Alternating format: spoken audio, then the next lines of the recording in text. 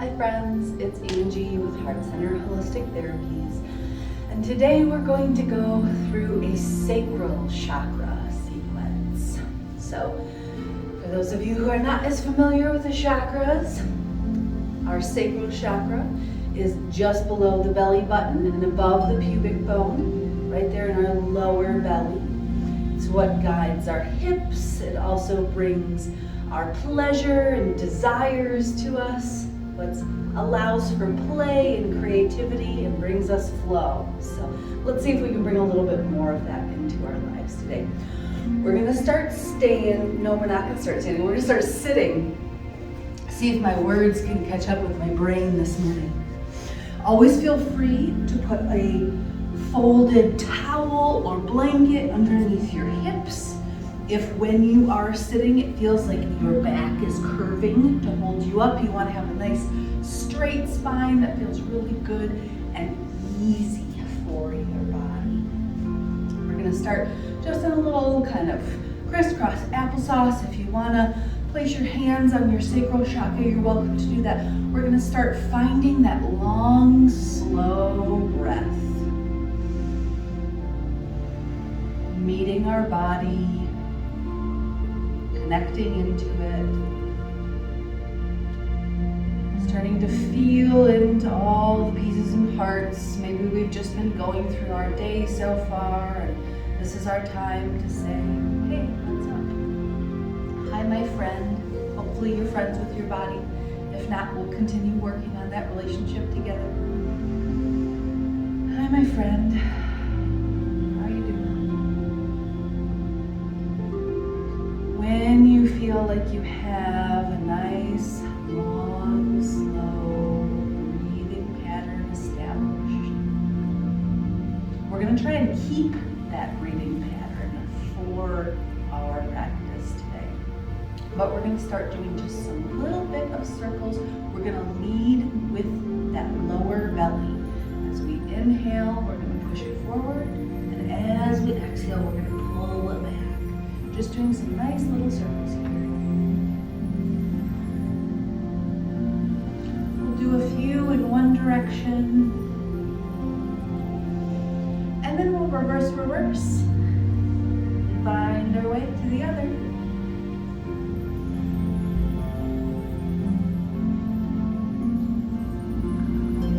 Right, as we come back forward again, this time we're going to let our legs out long in front of us.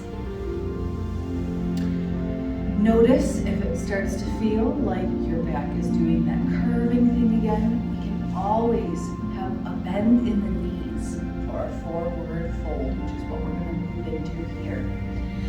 It's not cheating. We're going to find a nice tall spine. We're going to hinge at the hip as we begin to go forward, reaching for shins, ankles, or feet. As your body starts to adjust to feeling this nice long forward fold, keeping that long, slow breath going, you may find that your heels start to gently move out a little bit, that the space of the bend isn't quite as much. Or you might keep that bend. See what's right for your body today. Take some long, slow breaths here, letting things open up in your hamstrings, behind the legs.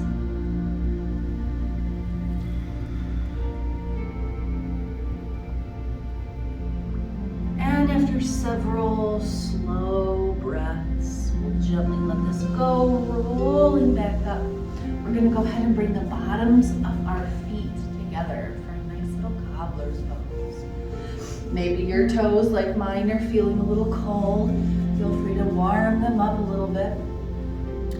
We've got the lower belly tilting forward. That allows us to, once again, hinge at the hip. If this is a challenge for you, you might not hinge quite as far. That's okay. All of our bodies are in different places and have different abilities in this moment. Remember, it's a practice.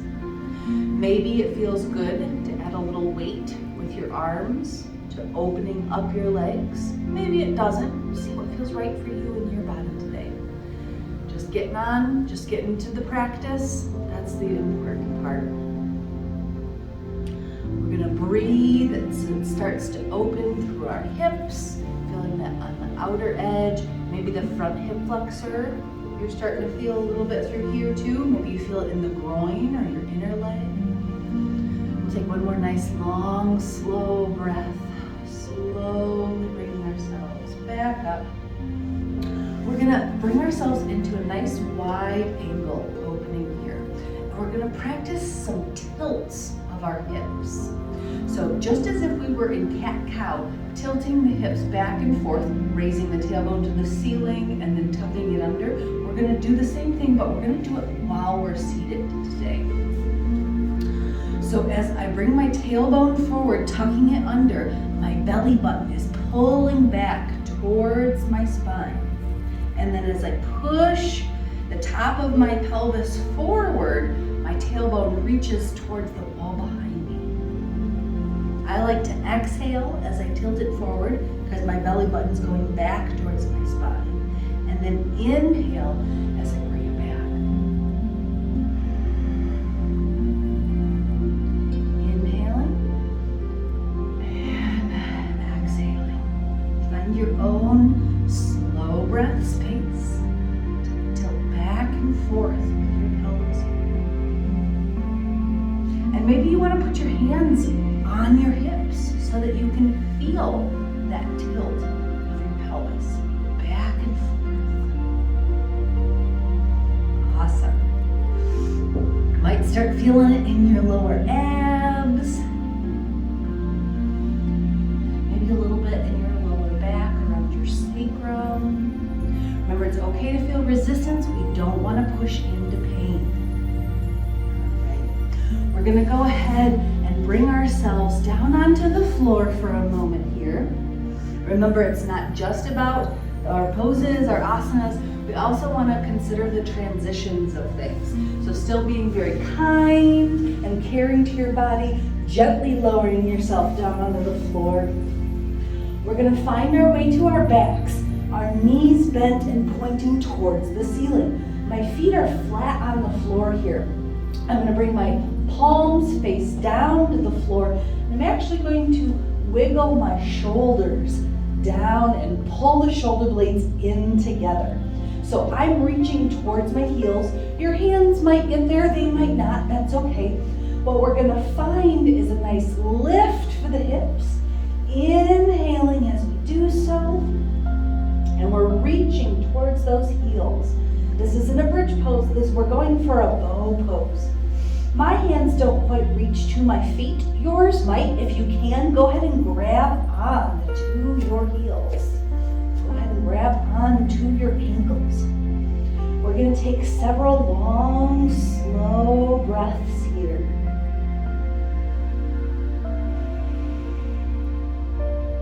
Continue gently lifting your hips up towards the sky. Think, feel, or imagine that sacral chakra and a long rope or connection lifting you up from that space. Long, slow breaths. Do your best not to let your knees splay out to the side. We're hugging those inner thighs together. Let's see if we can take one more long, slow breath. And then we'll slowly and gently roll ourselves back down. Great job. We're going to roll onto our sides, lifting ourselves up. And we're going to find our way to our hands and knees for a moment.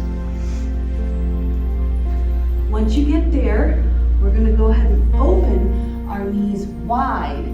And instead of pushing back into a child's pose, which some of us might be used to doing there, we're also going to open our feet wide. And we're going to walk our hands out, come maybe onto our elbows, if that feels right.